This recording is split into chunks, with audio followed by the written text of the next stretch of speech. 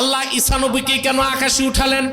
আল্লামা Jalaluddin Suyuti আল হাবিলিল ফাতাওয়াতে লেখেন, পয়গম্বর ঈসা আল্লাহর কাছে সব সময় দোয়া করতেন, আল্লাহুম্মা জালনি মিন উম্মতি মুহাম্মাদিন সাল্লাল্লাহু আলাইহি ওয়াসাল্লাম, আল্লাহ তুমি আমাকে মুহাম্মদ সাল্লাল্লাহু আলাইহি ওয়াসাল্লামের উম্মত বানায় দাও।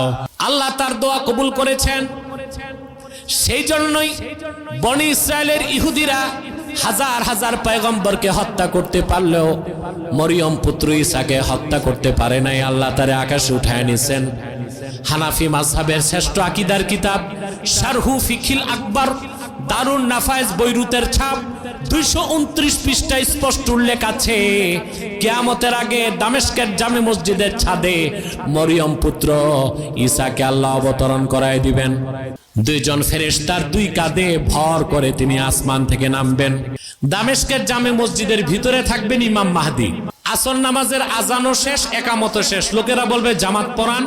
ইমাম মাহদি বলবেন, খবর পেয়েছে আমার ভাই ঈসা রুহুল্লাহ নামছেন। লোকেরা সব দৌড়িয়ে বাইরে বেরিয়ে যাবে। দেখবে দামেস্কের জামে মসজিদের পূর্ব পাশের মিনারা দিয়া ঈসা রুহুল্লাহ নামতেছেন।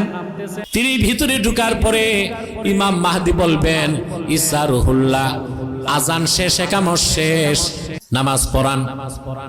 শারহু ফিকিল আকবরে আছে, ইমাম আজমের মত মোল্লা আলী কারি ব্যাখ্যা করেছেন, ফায়ুশিরুল মাহদি ইলা ঈসা ইবনে মারইয়ামা বিত্তাকাদ্দুম। সুবহানাল্লাহ।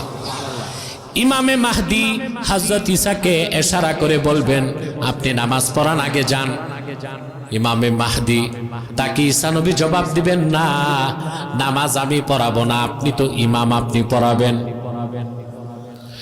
পয়গম্বর ঈসা যিনি বনি ইসরায়েলের উলুল আজম পয়গম্বর নামাজ পড়বেন মাহদির পিছে কেন? মোল্লা আলী কারি লিখেছেন, ফায়াক্তাদি বিহি লিয়াযহারা মুতাবিআত নবিয়িনা মুহাম্মদ সাল্লাল্লাহু আলাইহি ওয়াসাল্লাম।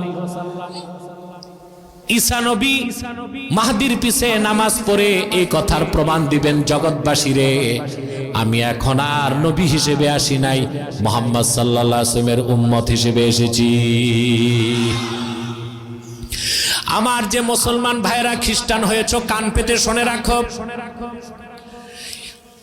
পয়গম্বর ঈসা দরখাস্ত করে আল্লাহর হাবিবের উম্মত হলেন, আর তুমি তো বিনা দরখাস্তে আল্লাহর হাবিবের উম্মত ছিলা, সামান্য কিছু টাকার লোভে খ্রিস্টান হয়ে গেলা, কাল কিয়ামতের দিন কেমন করে চেহারা দেখাবা?